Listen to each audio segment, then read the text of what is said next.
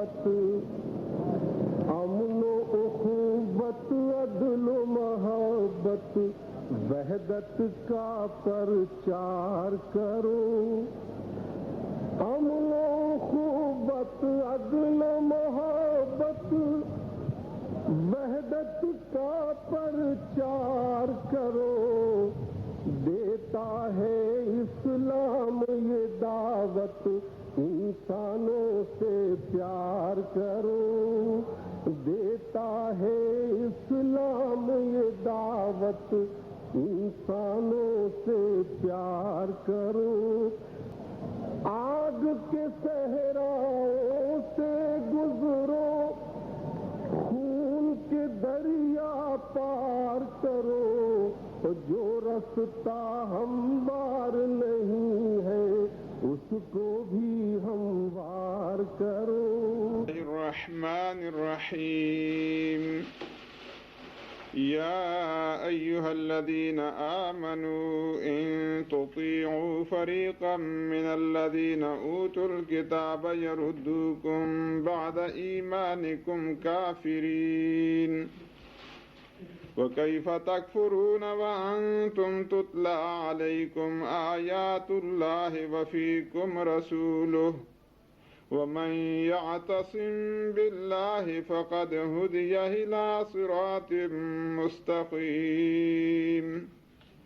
يا أيها الذين آمنوا اتقوا الله حق تقاته ولا تموتن إلا وأنتم مسلمون. واعتصموا بحبل الله جميعا ولا تفرقوا.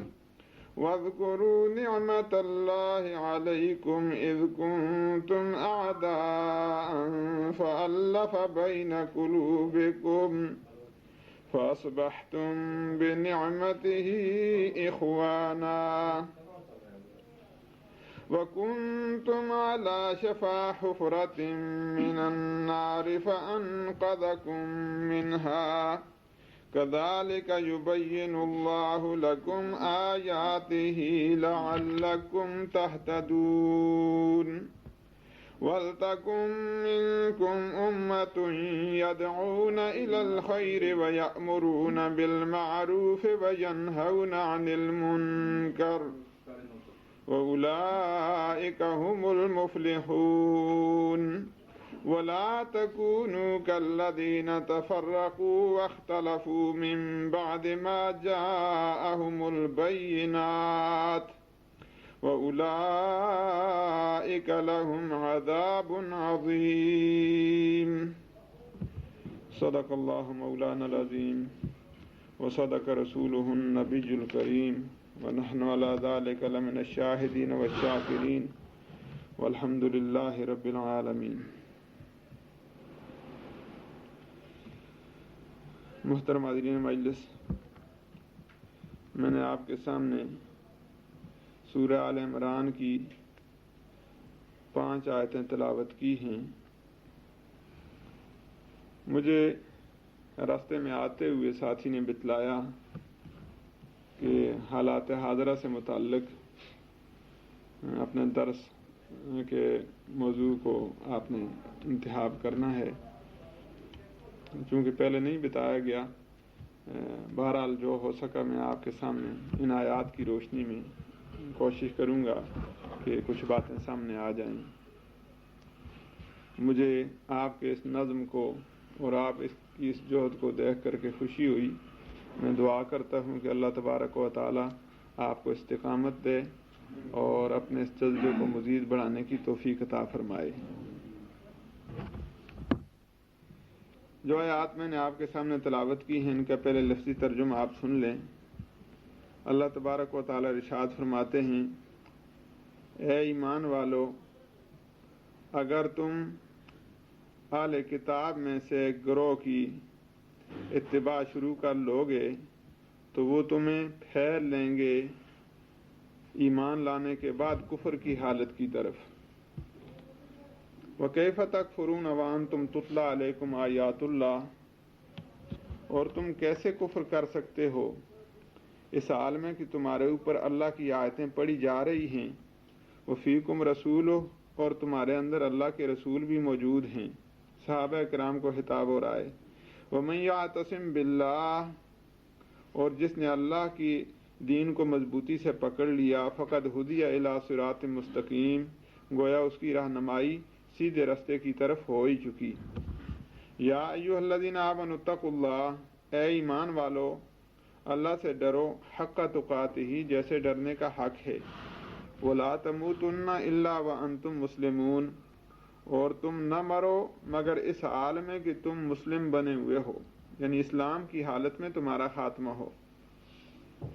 واعتصموا بحبل اللہ جمیعا ولا تفرقوا، اور مضبوطی سے پکڑے رکھو تم اللہ کی رسی کو سارے مل کر کے، اور آپس میں اختلاف نہ کرو، تفرقہ نہ کرو۔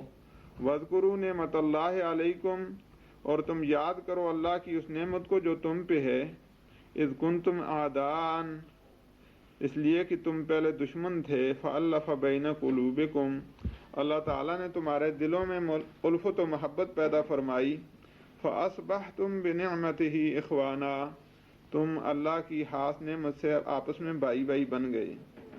وکنتم علی شفا حفرۃ من النار، تم آگ کے گڑھے پہ پہنچ چکے تھے، فانقذکم منہا، اللہ نے تمہیں اس سے چھڑا دیا۔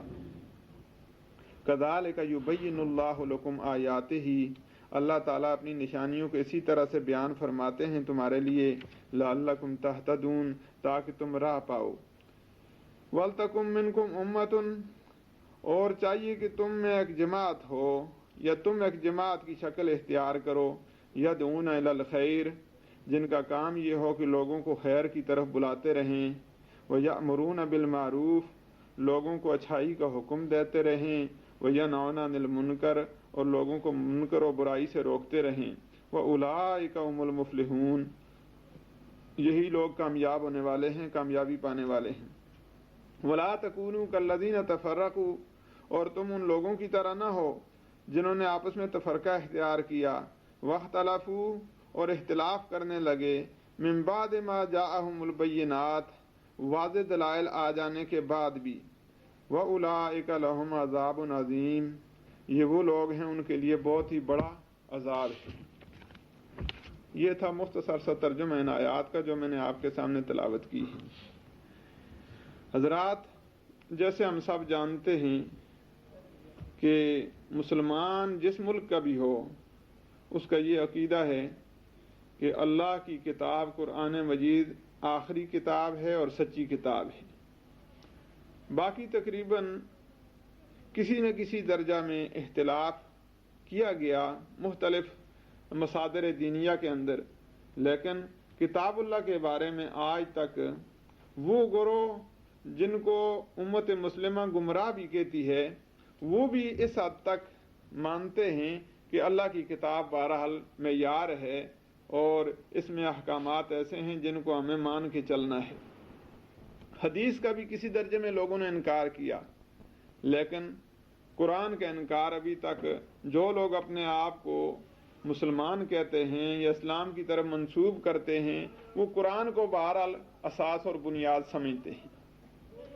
آج کی اس نشست میں ہم نے یہ دیکھنا ہے کہ وہ سارے لوگ جو قرآن کو، حدیث کو، اسلاف کو اپنے لیے قابل تقلید نمونہ قرار دیتے ہیں، اور یہی وہ چیزیں تھیں جن کی تقلید کر کے، جن کی اتباع کر کے ماضی میں امت مسلمہ کامران ہوئی، آج کیا سبب ہے کہ وہ ساری چیزیں ہمارے اندر موجود ہیں، وہ مصادر موجود ہیں، قرآن اپنی اصلی شکل میں موجود ہے، احادیث طیبہ اپنی اصلی شکل میں موجود ہیں، بزرگان دین کی زندگیاں ہمارے سامنے موجود ہیں، لیکن مسلمان قہر مذلت کے اندر دن بدن گر رہا ہے، اور اس کی ذلت اور رسوائی سالوں میں نہیں بلکہ دنوں، ہفتوں میں، بلکہ گھنٹوں میں وہ منزلیں طے کر رہی ہے جو کسی زمانے میں سالوں میں اور صدیوں میں بھی کوئی سوچ نہیں سکتا تھا۔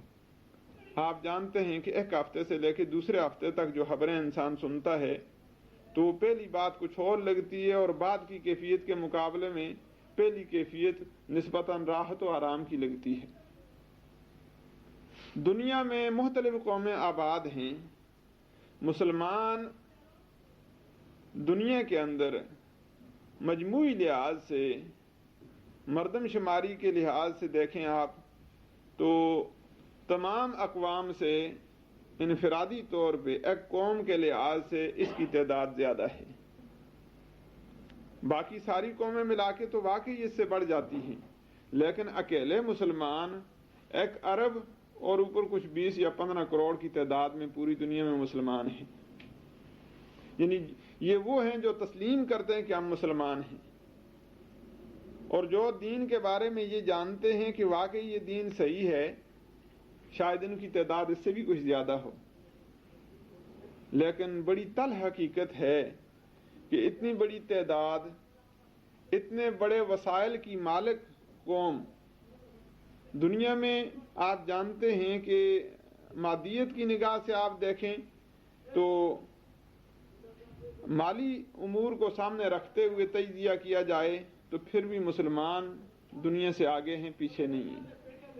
عادی لحاظ سے بھی مسلمان دنیا سے آگے ہیں، پیچھے نہیں ہیں. دماغ اور صلاحیت کو اگر دیکھا جائے، عادلانہ تجزیہ کیا جائے تو ان کو تعلیم کے وہ عمدہ مواقع حاصل نہیں. اس کے باوجود تھوڑا سا یہ توجہ کرتے ہیں تو اللہ تبارک و تعالیٰ ان کے ذہن کو ایسا کھولتا ہے کہ اچھے دماغ کا ثبوت یہ پیش کر سکتے ہیں.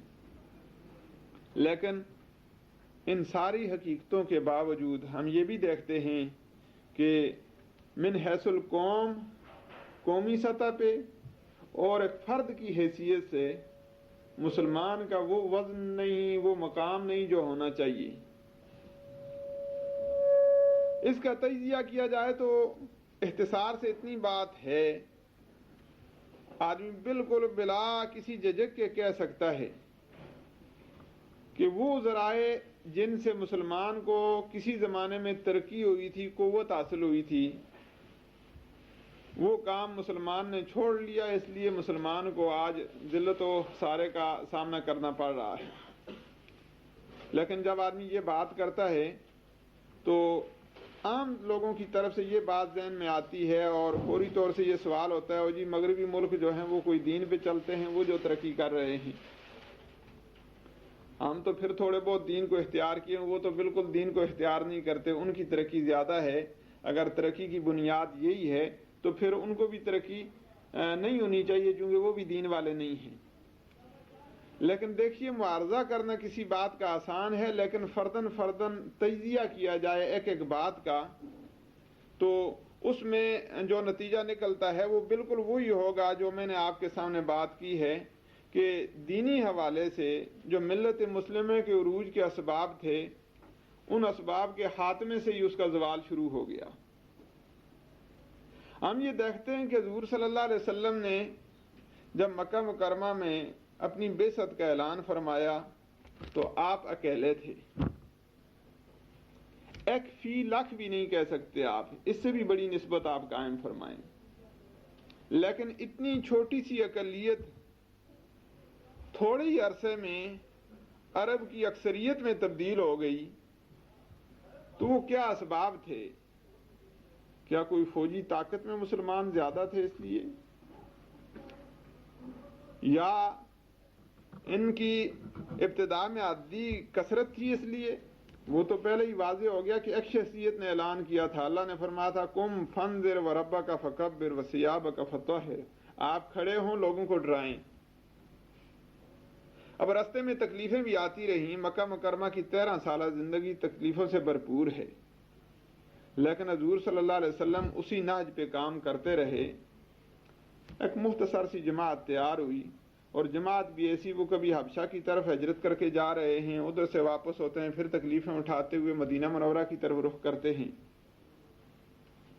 مدینہ منورہ میں پہنچتے ہی ان کو پھر جنگوں کا سابقہ پڑتا ہے. غزوہ بدر ہوتی ہے، احد ہوتی ہے، خندق ہوتی ہے، اس طرح سے غزوہ خیبر ہے، فتح مکہ ہے. یعنی کوئی سال نہیں جس میں جنگیں نہ ہوئی ہوں.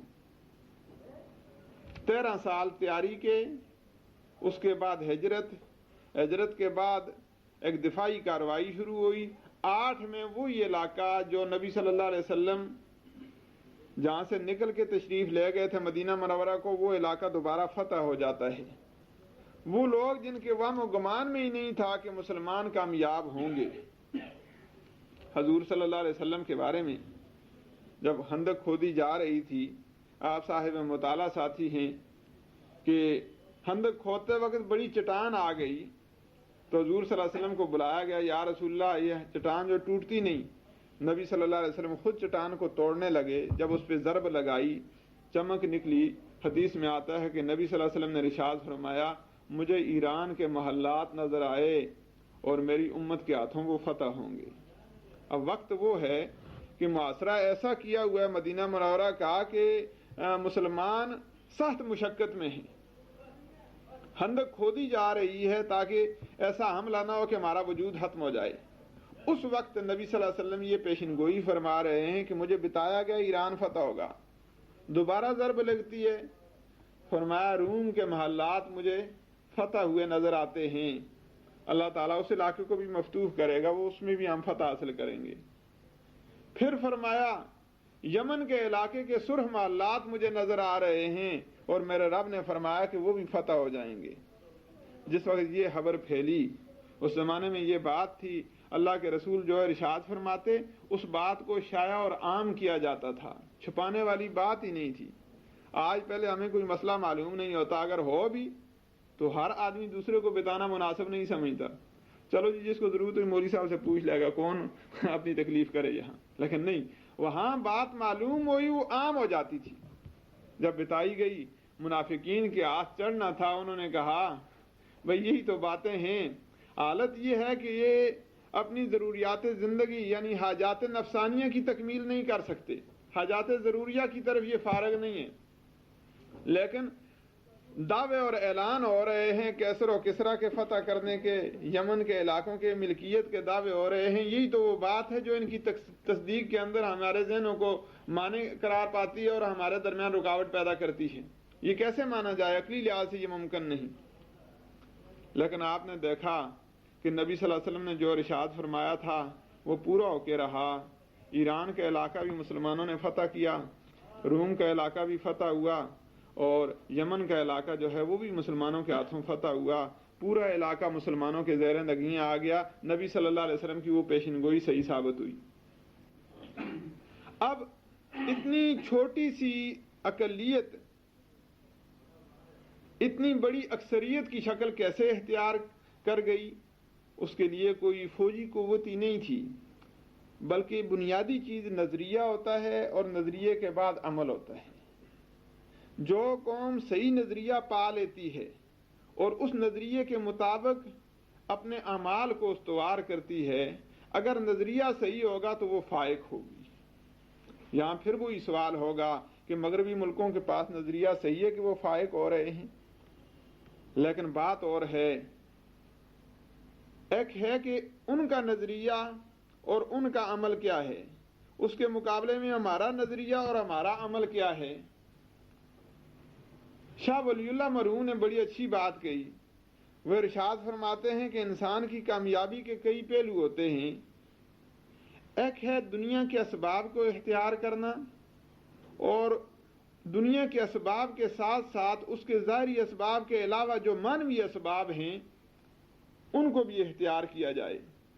اگر معنوی اسباب اور ظاہری اسباب دونوں اختیار کیے تو انسان کی کامیابی کامل ہوتی ہے، یعنی دنیا میں بھی کامیابی اور آخرت میں بھی کامیابی ہوتی ہے۔ اور کبھی یوں ہوتا ہے کہ دنیاوی اسباب کو انسان ظاہری اسباب کو اختیار کرتا ہے لیکن باطنی اسباب اختیار نہیں کرتا، تو پھر ظاہری کامیابی ہو جاتی ہے، آخرت کی کامیابی اور باطنی کامیابی نہیں ہوتی۔ چنانچہ مغربی ملکوں نے ظاہری اسباب کو اختیار کیا، اس میں کوئی شک نہیں۔ تحقیق و تدقیق اس کا حکم قرآن نے ایک جگہ نہیں بارہا دیا ہمیں، لعلکم تتفکرون، تاکہ تم غور و فکر کرو۔ اس زمانے میں قرآن نے، جس زمانے میں خلا کے بارے میں کوئی تحقیق نہیں ہوئی تھی، بارش کے بارے میں فرمایا تھا کہ ہم نے بادلوں سے بارش برسائی، مزن کا لفظ آتا ہے، کوئی سوچ بھی نہیں سکتا تھا کہ آسمان سے بارش نہیں ہوتی، چونکہ اوپر سے جو آتی ہے تو ایک عام ذہن یہی سوچتا تھا کہ آسمان سے بارش ہو رہی ہے، لیکن قرآن میں مزن کا لفظ استعمال ہوا ہے کہ بدلیوں سے ہم بارش برساتے ہیں۔ اب وہ ہمارا کام تھا کہ ہم غور کرتے، اچھا جی بادلوں سے بارش کیسے ہوتی ہے، یہ بادل کیسے بنتے ہیں۔ اگر ہم غور کرتے تو ہمارے لیے کوئی رکاوٹ تو نہیں تھی، کسی دین نے اور کسی مسئلے نے ہمارے لیے کوئی رکاوٹ کھڑی نہیں کی تھی کہ آپ کیوں غور کرتے ہیں اس مسئلے پہ، لیکن ظاہری اسباب، ان کی تحقیق، ان کی جستجو ہم نے نہیں کی، انہوں نے کی، تو اس لحاظ سے ظاہری غلبہ اور ظاہری ترقی ان کو حاصل ہو گئی۔ جہاں تک باطنی سکون اور آخرت کی نجات کا تعلق ہے، وہ اپنے نبیوں کی بھی اطاعت نہیں کر رہے، اس لحاظ سے آخرت کی کامیابی ان کی نامکمل ہے۔ مسلمان بھی اگر ظاہری لحاظ سے کم از کم تحقیق و جستجو کرتا تو ظاہری لحاظ سے تو اس کو بھی غلبہ حاصل ہو جاتا، لیکن اس نے ظاہری طور سے بھی اپنے اس کریکٹر کو ترک کر لیا، تحقیق و جستجو کا معاملہ، اور باطنی لحاظ سے توجہ اللہ جو ہے اس کو بھی چھوڑ دیا۔ تو اس لحاظ سے مسلمان کی ناکامی میں سمجھتا ہوں ان کی ناکامی کی نسبت کچھ زیادہ لگ رہی ہے۔ آخرت کے لحاظ سے ناکامی اس لیے کہ دین سے روگردانی ہے، دنیا کے لحاظ سے ناکامی کا سبب یہ ہے کہ دنیا کے جو وسائل ہیں ان سے استفادہ کرنے کی ہم نے نہ تو سوچا ہے اور نہ کوشش کی۔ اگر کوئی انفرادی کوشش ہوتی بھی ہے تو وہ اجتماعی عالم کی کوششوں کے اندر ایسے گم ہو جاتی ہے کہ اس کا اپنا کوئی وجود باقی نہیں رہتا۔ تو اس لحاظ سے نبی صلی اللہ علیہ وسلم کو جو کامیابی ہوئی، صحابہ کرام کو پہلے اللہ کے رسول نے نظریہ عطا فرمایا، نظریے کے اوپر اتنا کامل یقین تھا کہ دنیا کی بڑی سی بڑی قوت بھی آ کے شک پیدا کرنا چاہے تو شک پیدا نہیں ہو سکتا تھا، دو رائے نہیں ہو سکتی تھی، بس اللہ کے رسول نے جو ارشاد فرمایا صلی اللہ علیہ وسلم اسی میں کامیابی ہے، یہ کامل یقین ہو گیا۔ اس کے بعد پھر جس سے ٹکرانے کا حکم تھا، جس سے جڑنے کا حکم تھا، جس سے الگ ہونے کا حکم تھا، اس کی تعمیل کرنی ان کے لیے آسان ہو گئی۔ صحابہ کی زندگیوں میں ہمیں بے شمار واقعات ایسے ملتے ہیں۔ غزوہ بدر میں ایک صحابی کے بھائی گرفتار ہو کے آتے ہیں، وہ پاس سے گزر رہے ہیں بھائی ان کے، تو وہ بھائی باندھے ہوئے ہیں، دل کے اندر یہ احساس ہوا کہ میرے بھائی ہیں، میرے ساتھ کچھ صحیح سلوک کریں گے، آواز دی کہ بھائی جان ذرا میرے پاس تو آئیے۔ انہوں نے ارشاد فرمایا کون سا بھائی؟ میں آپ کا بھائی تو نہیں ہوں، میرا تعلق آپ سے ختم ہو گیا ہے، میری برادری نظریے کی بنیاد پہ ہے، میں تو محمد رسول اللہ صلی اللہ علیہ وسلم کی صداقت پہ ایمان لے آیا ہوں، اور آپ نے ایمان نہیں لایا، اس لحاظ سے آپ اور میں بھائی نہیں بن سکتے۔ جو نگران کھڑا تھا اس کو بولا کہ اچھی طرح اس کو باندھ کے رکھو، اس کی ماں اچھی پیسے والی ہے۔ یہ نہیں فرماتے کہ میری ماں اچھی پیسے والی ہے، اس کی ماں اچھی پیسے والی ہے، وہ فدیہ اچھا دے گی، اس لحاظ سے اس کا فدیہ وصول کیا جائے۔ بالکل اجنبیت، یوں لگتا ہے کہ یہ ان کو کچھ لگتے ہی نہیں۔ حضرت عمر رضی اللہ تعالیٰ نے کیا ارشاد فرمایا، یا رسول اللہ جس جس کے جو قیدی ہیں رشتہ دار، اپنا اپنا رشتہ دار اس کو ختم کرے، میرا فیصلہ یہ، ہمیں پیسوں کی ضرورت نہیں ہے، دین کے لحاظ سے جو مقابلے میں آیا اور انہوں نے اذیتیں پہنچائی ہیں، اب ہمیں فدیے کی ضرورت نہیں، کچھ ضرورت نہیں ہے۔ میرا مشورہ اور میری رائے یہ ہے کہ آپ ان میں سے ہر ایک کو اس کے رشتہ دار کے حوالے کریں۔ میرا ماموں موجود ہے، میں اپنے ماموں کو ختم کروں گا، نبی صلی اللہ علیہ وسلم کے چچے موجود تھے، چچا زاد بھائی موجود تھے، اس طرح سے فرمایا حضرت علی رضی اللہ تعالیٰ عنہ اپنے بھائی کو ختم کریں، اپنا اپنے رشتہ دار کو ہر آدمی ختم کرے۔ یعنی نبی صلی اللہ علیہ وسلم سے جڑنے کے بعد باقی تعلقات سارے کے سارے راستے سے ہٹ گئے تھے، اور جو طریقہ حیات آپ نے بتلایا تھا نظریہ، اس نظریے پہ جب صحابہ کرام جم گئے تو دنیا کے امام بن گئے۔ اب ہم اپنی موجودہ پریشانی کا سوچیں اگر، تو بڑی آسانی سے یہ بات سمجھ آتی ہے کہ ہم نظریہ سے بڑی حد تک دور ہو چکے ہیں۔ اس نظریے کے اندر پہلی بات یہ بتلائی گئی تھی کہ اے ایمان والو، تمہارا ایک مستقل وجود ہے، تمہارا طرز زندگی جدا ہے، تمہارا رہن سہن جدا ہے، تمہارا آخرت کے حوالے سے فکر جدا ہے، تمہارے نزدیک دنیا کی محترم و مکرم شخصیتیں اور ہیں، تمہارے نزدیک کھانے پینے کی حلال اور حرام کے طرز تمدن جدا جدا ہے، تمہاری زندگی اور موت کا انداز جدا ہے، اس لحاظ سے تم ایک مستقل حیثیت کے مالک ہو، اس لیے کسی اور کے پیچھے تمہیں جانے کی اجازت نہیں ہے۔ چنانچہ فرمایا یا ایھا الذین آمنوا، اے ایمان والو، ان تطیعوا فریقا من الذین اوتوا الکتاب، اگر تم اہل کتاب میں سے کسی گروہ کی اطاعت کرو گے، یردوکم بعد ایمانکم کافرین، وہ آپ کی اطاعت کو جزوی اطاعت کے دائرے تک نہیں رکھیں گے بلکہ تمہیں وہ کامل کافر بنا کے چھوڑیں گے۔ جب تک آپ ان کے ساتھ کامل اتحاد نہیں کریں گے، اس سے کم کسی چیز پہ وہ آپ کے اوپر قناعت نہیں کریں گے۔ دیکھیے کتنی واضح بات فرمائی ہے کہ وہ تمہیں کامل درجے کا کافر بنا لیں گے، کافر بننے کے بغیر کسی چیز پہ قناعت نہیں کریں گے۔ آج ہم یہی دیکھتے ہیں، بوسنیا کے بارے میں آپ جانتے ہیں کہ وہاں یہ مغربی ذرائع ابلاغ کے حوالے سے یہ بات علم میں آئی کہ ان لوگوں کو کوئی زیادہ دین کا پتہ نہیں ہے۔ صرف جس وقت کمیونزم سے وہ آزاد ہوئے، ان میں سے ہر ایک کو بتلایا گیا کہ اپنی شناخت کرائی جائے، رجسٹر کرائیں اپنے آپ کو، جو نظریہ کسی کا ہے۔ انہوں نے صرف اپنے آپ کو مسلمان کی حیثیت سے رجسٹر کروایا کہ ہم مسلمان ہیں۔ اکثریت کو یہ پتہ ہی نہیں ہے کہ کلمہ کیا ہوتا ہے اور مسلمان کی ذمہ داریاں کیا ہیں، صرف یہ کہ باپ دادے سے سنتے آئے تھے کہ ہم مسلمان ہیں، اس لحاظ سے رجسٹر کروایا۔ جب ان کو پتہ چلا کہ اچھا یہ اس برادری کے فرد ہیں جن کے پاس ایسا نظریہ ہے کہ اس نظریے پہ کوئی چلنے والا ہو تو دنیا پہ غالب آ سکتا ہے، کتنی لمبی سوچ کی، پھر ان کو یہاں ہی روکنا ہے۔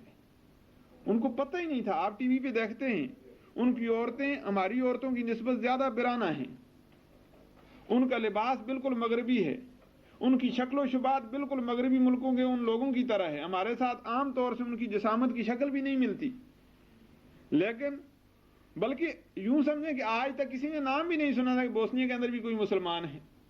یہ تو بوسنیا کا نام لینا بھی ہم لوگوں کو نہیں آتا تھا، لیکن جب انہوں نے اپنے آپ کو مسلمان کے طور پہ صرف متعارف کروانا چاہا، باوجود اس کے کہ اکثریت یہ بھی نہیں جانتی کہ مسلمان کا مطلب کیا ہے، مغربی ملکوں نے یہ بات پسند نہیں کی۔ نہیں جی، ہم یہ بات نہیں چاہتے، آپ ہمارے رنگ کے ہیں، ٹھیک ہے، زبان ہماری بولتے ہیں، ٹھیک ہے، یہاں عرصے سے رہ رہے ہیں، یہاں ہی پیدا ہوئے ہیں، اسی زمین کے مالک ہیں آپ، یہ بات بھی ٹھیک ہے، یورپی برادری کے دائرے کے اندر رہتے ہیں، یہ بات بھی ٹھیک ہے، لیکن یہ درمیان میں لفظ مسلم جو آ گیا ہے، یہ بات ٹھیک نہیں ہے، یہ بات گوارا نہیں کریں گے۔ آپ بتائیے، ان سے نماز تو چھینی گئی ہے، کلمہ چھینا ہوا ہے، صورت بھی چھینی ہے، سیرت بھی چھینی ہے، اکثر معاملات دین کے ان سے دور ہیں، لیکن ایک لفظ باقی ہے، وہ کہتے ہیں ہم گوارا نہیں کر سکتے۔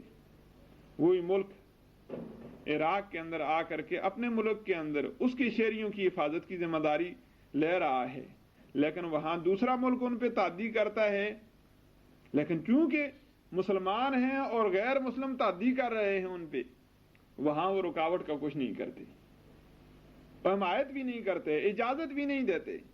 اب مسلمان دنیا میں برقرار ہیں، اگر آج عام مسلمانوں کو اجازت دے دی جائے کہ آپ لوگ اسلحہ ان کو پہنچائیں، مسلمانوں کا جذبہ آج یہ ہے، میں یقین سے کہتا ہوں کہ بڑے سے بڑے ہتھیار ان کو آج مل سکتے ہیں عام غریب مسلمانوں کے چندے سے، لیکن انہوں نے حصار قائم کر دیا ہے کہ نہیں جی، ہم کوئی اسلحہ جانے بھی نہیں دیں گے، پابندی لگ گئی ہے ان پہ۔ اور جرم ان کا کیا ہے؟ صرف یہ کہ مسلم ہونے کے طور پہ انہوں نے اپنے آپ کو رجسٹر کیوں کروایا۔ اب اس روشنی میں آپ اس آیت کا مطالعہ کریں، اللہ تعالیٰ نے کیا فرمایا؟ یردوکم بعد ایمانکم کافرین، وہ تمہیں ایمان کے بعد کفر کی طرف لوٹائیں گے۔ جزوی اتحاد تو ماننے کے وہ قائل ہیں ہی نہیں، کامل اطاعت ہوگی۔ عراق نے کتنی قرارداد کے مان لی ہیں؟ 95% یہ کہتے ہیں اس سے بھی زیادہ مان لی ہیں، لیکن نہیں جی، جب تک کامل نہیں ہوگی بات نہیں مانتے۔ اس کے مقابلے میں فلسطین جب پیدا ہوئے ہیں تو مسئلہ سن رہے ہیں فلسطین کا، اور آج تک سنتے ہیں، اور پتہ نہیں آئندہ کتنے عرصے تک یہ لفظ سنتے رہیں گے۔ مجھے ایک ہندو پوچھنے لگا یہ جی فلسطین کا یہ کیا مسئلہ ہے کہ ہر دن خبروں میں یہ بتاتے ہیں کہ فلسطین فلسطین، میری یونٹ میں ایک ہندو ہے وہ کہہ رہا تھا، یعنی لوگ ساری دنیا سن رہی ہے کہ فلسطین کا کوئی نام ہے، لیکن وہ حل ہونے کو نہیں آتا۔ وجہ اس کی صرف یہی ہے کہ معاملہ وہاں مسلمان کا ہے اور اسلامی نام کا ہے، اور دوسری جگہ میں معاملہ کفر کا ہے، کفر کا معاملہ ہوگا تو وہ ان کی مصلحت ہے، اور اسلام کا نام آ جائے گا تو وہ گوارا نہیں کیا جاتا۔ اللہ تبارک و تعالیٰ نے فرمایا وَكَيْفَ تَكْفُرُونَ، مسلمانوں تم سے ہم یہ امید نہیں کر سکتے کہ تم کفر کرو، یعنی دین کے بعد بے دینی اختیار کرو، اس کی توقع ہم آپ سے نہیں کرتے۔ وَأَنْتُمْ تُتْلَى عَلَيْكُمْ آیات اللہ، کہ تمہارے اوپر اللہ کی آیتیں بھی پڑھی جاتی ہیں، اور قرآن مجید تمہارے اندر موجود ہے، ہدایت کے لیے ایک کامل کتاب موجود ہے جس کے اصول غیر مشکوک ہیں، جس میں کسی اور تحقیق کی ضرورت نہیں کہ اس قانون کو پرکھ کے دیکھا جائے کہ مفید ثابت ہوتا ہے یا نہیں۔ اس نے کہا تھا نا قصاص لینا چاہیے، وفی القصاص حیات یا اولی الالباب، قصاص کے اندر عقل والوں زندگی پناہ ہے۔ مغربی ملک کئی ایسے ہیں جو مخالفت کرتے ہیں سزائے موت کی، لیکن پچھلے دنوں امریکہ کے اندر بھی ایک آدمی کو سزائے موت دی گئی، جج نے تسلیم کیا کہ نہیں جی سزائے موت کے بغیر اس جرم کی رکاوٹ ہو سکتی ہی نہیں تھی، جرم کی سنگینی ایسی تھی کہ سزائے موت ہونی چاہیے۔ انسان جب تسلیم کرے تو اس کو تو تسلیم کرتے ہیں، خالق کائنات نے جو فرما دیا تھا وہ بات تسلیم کرنی مشکل محسوس ہو رہی تھی کہ بھئی یہ درندگی ہے، یہ حیوانیت کی سزا ہے۔ تو بہرحال قرآن مجید کے نظریات جتنے پیش کیے گئے ہیں وہ غیر مبدل ہیں، اور کسی وقت بھی کوئی قوم بھی ان اصولوں کو اپنا کر کے چلے گی تو کم از کم دنیا کی راحت ان کو حاصل ہو جائے گی، اور اگر صدق دل سے آخرت کے حوالے سے بھی اس کے اوپر عمل کرے گی تو یہ بھی یقین ہے کہ آخرت بھی اس کی کامیابی کا سبب بن جائے گی۔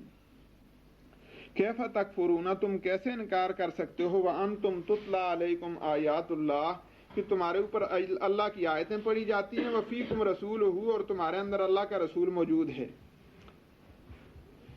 تفسیر میں آتا ہے شان نزول میں کہ نبی صلی اللہ علیہ وسلم جب مدینہ منورہ تشریف لائے تو اوس و خزرج دو قبیلے وہاں آباد تھے، ان کے درمیان کئی جنگیں ہوئیں، لیکن ایک مشہور جنگ ہے جنگ بواس، 120 سال تک وہ جنگ چلتی رہی۔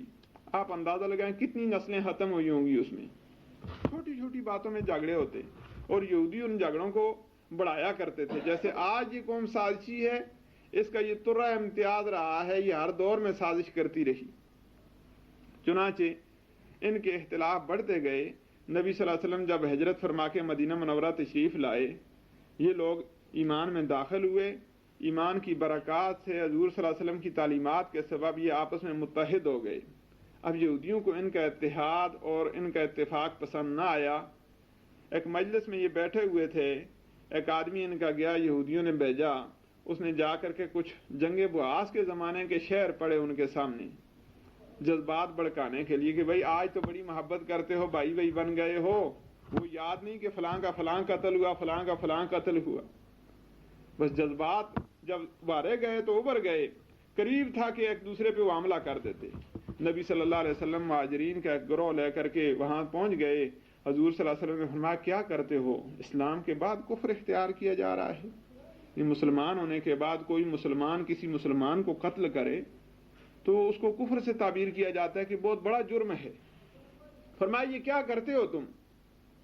ان کے کہنے میں آ گئے، صحابہ کرام فوراً ہوش میں آ گئے، سب جن کے دل کے اندر جذبات اٹھ گئے تھے ان کے جذبات سرد پڑ گئے اور شیر و شکر ہو گئے، ایک دوسرے کے ساتھ گلے مل کے رونے لگے، اپنی خطا کی معافی چاہنے لگے۔ یہ آیتیں اس وقت نازل ہوئی، وَكَيْفَ تَكْفُرُونَ، تم کیسے انکار کر سکتے ہو، وَأَنْتُمْ تُتْلَى عَلَيْكُمْ آیات اللہ، تمہارے اوپر اللہ کی آیتیں پڑھی جا رہی ہیں، وَفِيكُمْ رَسُولٌ، تمہارے اندر اللہ کے رسول موجود ہیں صلی اللہ علیہ وسلم۔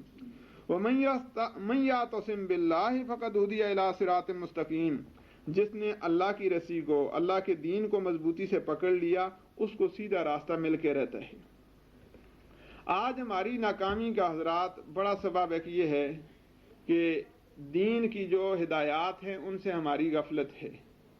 لوگ یہ سمجھتے ہیں کہ دین ناکام ہو گیا، بھئی دین ناکام نہیں ہوا۔ وہ لوگ جنہوں نے ظاہری طور سے دین کا نام لیا ہے وہ ناکام ہوئے ہیں، کیونکہ دنیا میں ہم دیکھتے ہیں کوئی کام بھی کیا جائے اس کے لیے پورا اخلاص شرط ہے. آپ تجارت کرتے ہیں، دکان کے اوپر اگر بورڈ لگا دیں عمدہ قسم کا، اندر مال کچھ بھی نہیں ہے، تو شام کو کیا حاصل ہوگا؟ یا مال اندر بھرا ہوا ہے لیکن باہر کسی کو تشہیر نہیں کی آپ نے کہ اس دکان کے اندر یہ مال موجود ہے، تو کوئی پاگل ہوگا آ کے خریدے گا، دروازہ خود کھٹکھٹائے گا کہ آپ کے پاس کیا ہے. دونوں چیزیں لازم ہیں. دکان میں مال بھی ہو اور دکان کے اوپر بورڈ بھی صحیح ہو، رہنمائی کرنے والا ہو لوگوں کو کہ یہاں یہ مال موجود ہے. اور پھر محل وقوع بھی ایسا ہو جہاں اس دکان کو آپ کھولیں. پہاڑ کی چوٹی پہ جا کے دکان کھول دیتے ہیں جہاں کوئی بھی نہیں ہے خریدار، تو وہاں سال بھر دکان رہے گی، مال ہی خراب ہوگا، وہاں حاصل تو کچھ نہیں ہوتا.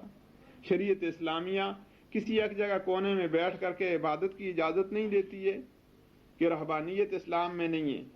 وہ کہتی ہے میدان کے اندر آؤ، لوگوں کے اندر چلو پھرو، لوگوں کے اندر ان کو حق کی بات بتلانے کی کوشش کرو، اپنے کریکٹر کو درست کرو، جو اخلاقی اصول شریعت اسلامیہ نے بتلائے ہیں عملی طور سے ان کو اختیار کرو تاکہ تم چلتے پھرتے ہوئے کتاب اللہ کا نمونہ پیش کرو.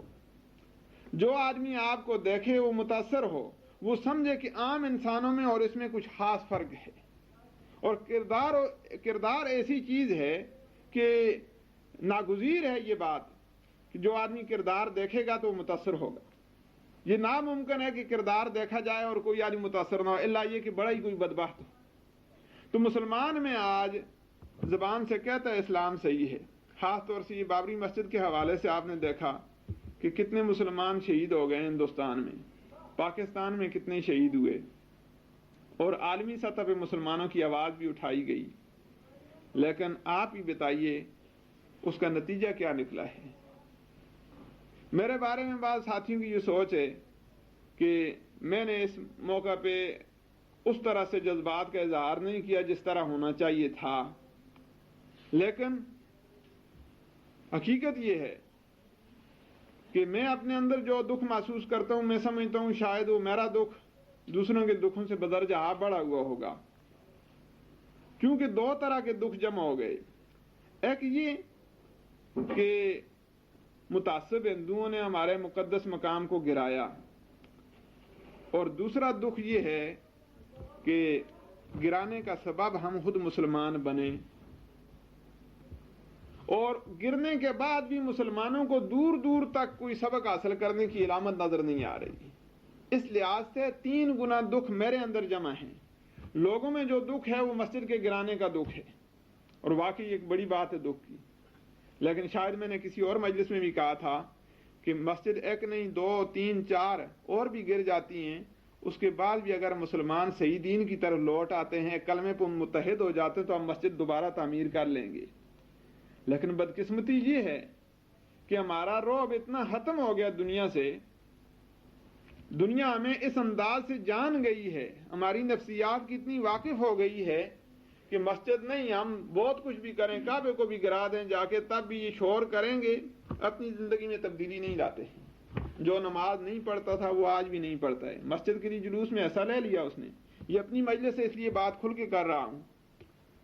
جلوس میں ایسا لیتا ہے یار ایک بڑی خوشی سے. گولی کھانے کی باری آتی ہے، جس نے کبھی نماز نہیں پڑھی وہ بھی کہتا ہے سینے میں گولی مارو. بھائی کیوں کھاتے ہو گولی؟ کہ تیری جان اسی لیے ہے کہ گولی ایک ٹھنڈی ہو جائے تیرے اوپر.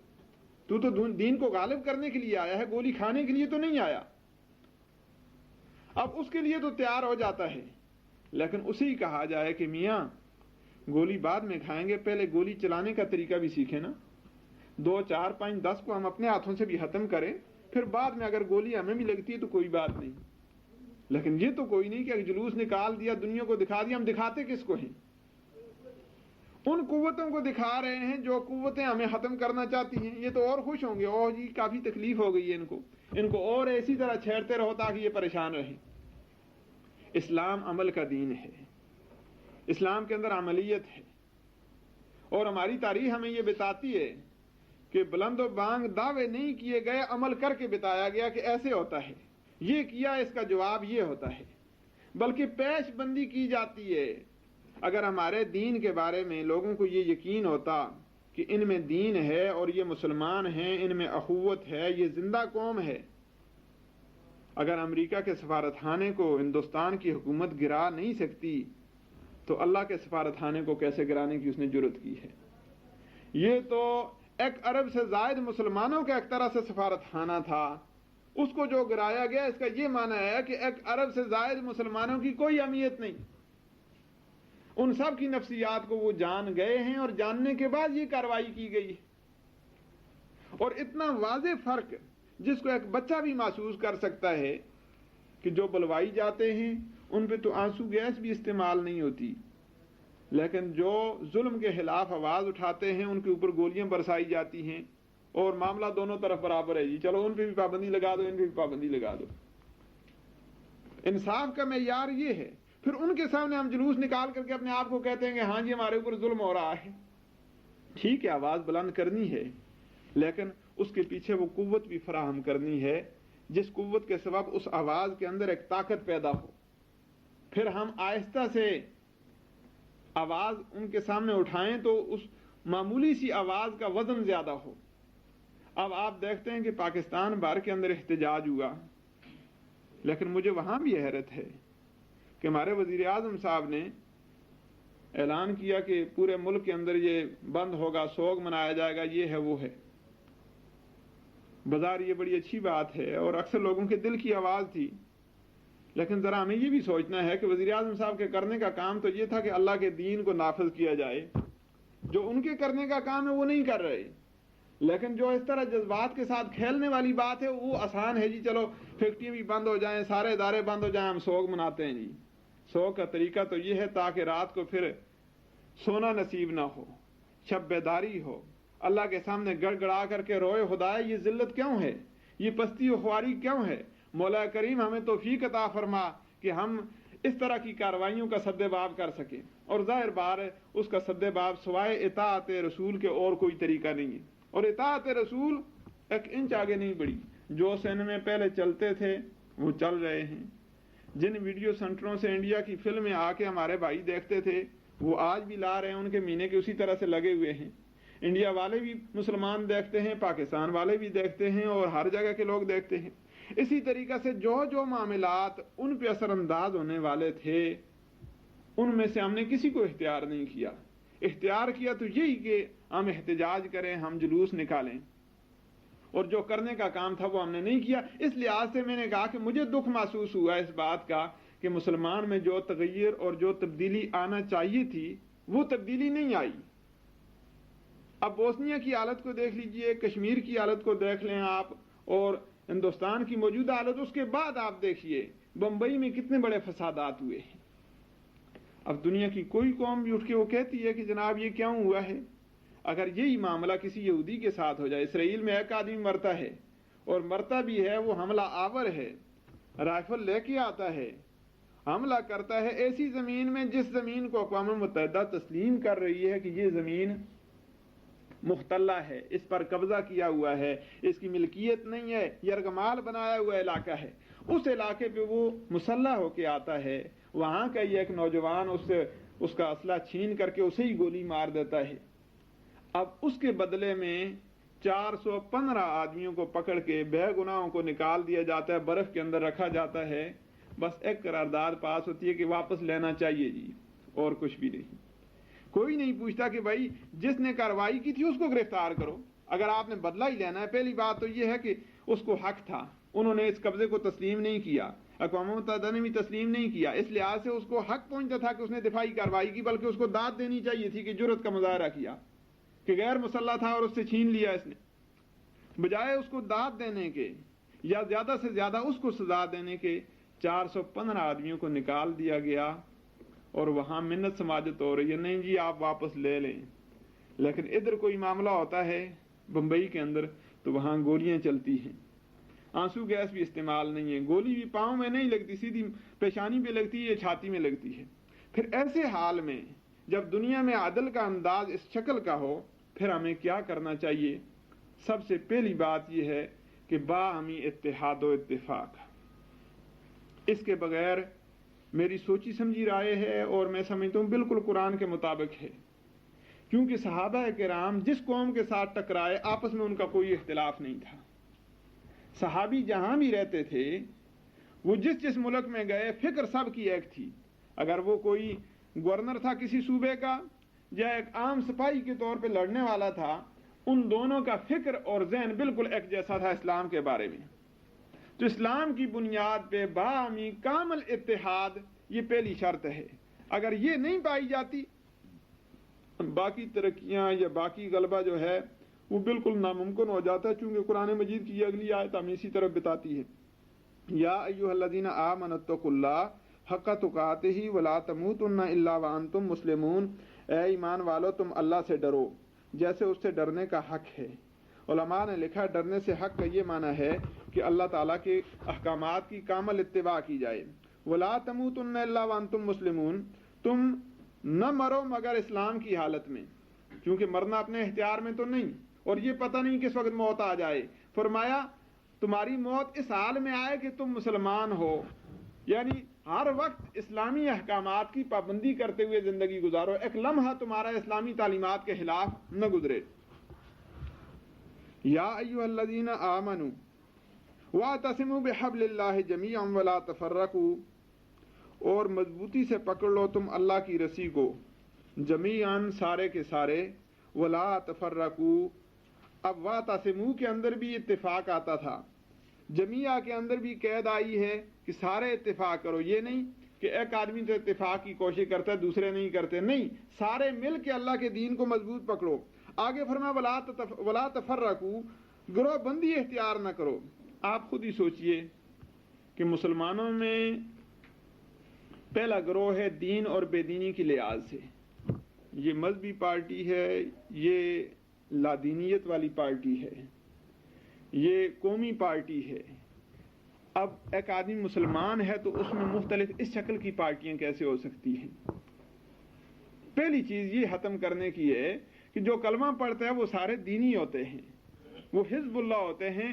وہ یہ نہیں، ان کی ملک کے چلانے کے بارے میں بھی سوچ بالکل ایک ہوتی ہے.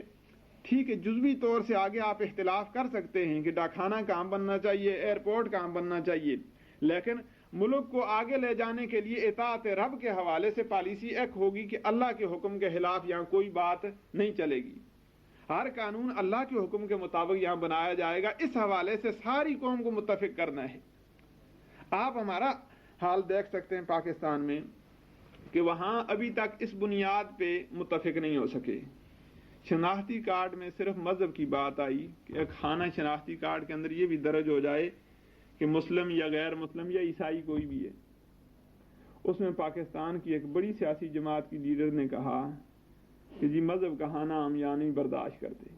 آپ ذرا سوچئے کتنی شرم کی بات ہے کہ ہندوستان کی تقسیم ہی ہوئی تھی ایک مذہب کی بنیاد پہ کہ یہاں دو قومیں آباد ہیں، مسلم اور غیر مسلم.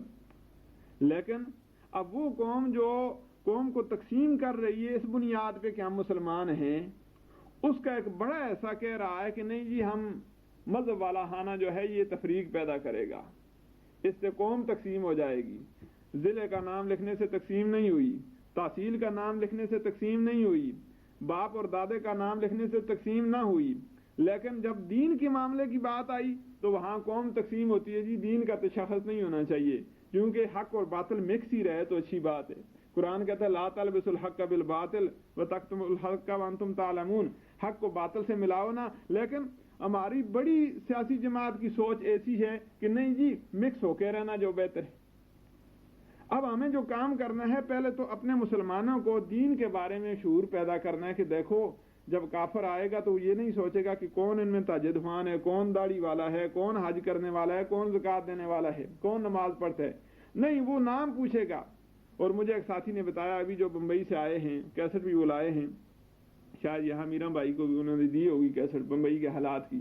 وہ کہنے لگے کہ کپڑے اتار کر کے دیکھتے تھے، جس کو ظاہری طور سے پہچان نہیں سکتے تھے کہ یہ مسلمان ہے یا غیر مسلم ہے، تو اس کی ختنہ دیکھ کر کے اس کو قتل کرتے رہے.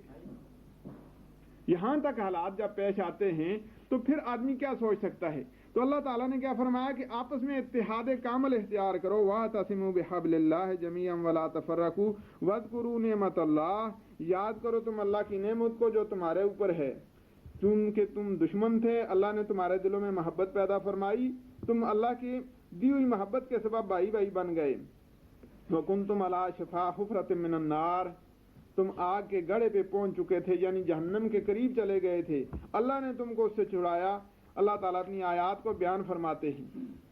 اب اس کام کے لیے اگلا طریقہ بتلایا کہ کامیابی اور اتحاد کیسے حاصل ہوگا۔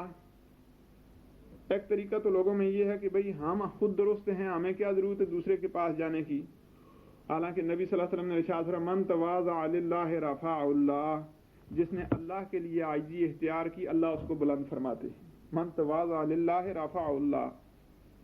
اب اپنے لیے ہم خوشامد بھی کر لیتے ہیں، لیکن اللہ کے دین کے لیے دوسرے بھائی کے پاس عاجزی کرنے کی ہمیں توفیق نہیں ہوتی۔ حالانکہ مسلمان ہی نہیں، غیر مسلم کو بھی قائل کرنے کے لیے، اسے متاثر کرنے کے لیے اس کے ساتھ ایسا رویہ اختیار کرنا چاہیے کہ پہلے تو وہ ہمارے اخلاق سے متاثر ہو، اس کے بعد اس کے سامنے دلائل پیش کیے جائیں، اس کو سمجھایا جائے کہ تیری کامیابی آخرت کے لحاظ سے یہ ہے۔ ہم یہ نہیں چاہتے کہ ہماری عددی اکثریت کے اندر اضافہ ہو، ہم یہ چاہتے ہیں کہ اللہ تعالیٰ کے سامنے تو سرخرو ہو جائے، اس جذبے سے، اس محبت سے جو دین نے ہمیں سکھایا وہ لے کے آگے بڑھا جائے۔ چنانچہ اس جذبے کا یہاں بیان ہے، فرمایا وَلْتَكُم مِّنكُمْ أُمَّةٌ، تمہارے اندر ایک جماعت ایسی ہونی چاہیے۔ بعض نے کہا کہ مراد اس سے تمام مسلمان ہیں کہ تم یہ ایسی جماعت کی شکل اختیار کرو، یا یہ کہ اگر سارے ایسی جماعت نہیں بن سکتے چونکہ شعبے زندگی کے مختلف ہیں تو ایک جماعت کم از کم ایسی ضرور ہونی چاہیے جس کا شغل یہ ہے یدعون الی الخیر، لوگوں کو خیر کی طرف دعوت دیتے رہیں، کیونکہ خیر کا لفظ جو ہے یہ بہت عام ہے، ہر اچھے کام کی طرف دعوت دو، اور دین کا کام سب سے اچھا ہے، اللہ کی کبریائی تسلیم کرنے کی طرف انہیں دعوت دو۔ اور اس کے آگے دو ایسے ہیں، معروف کا حکم دینا اور منکر سے روکنا۔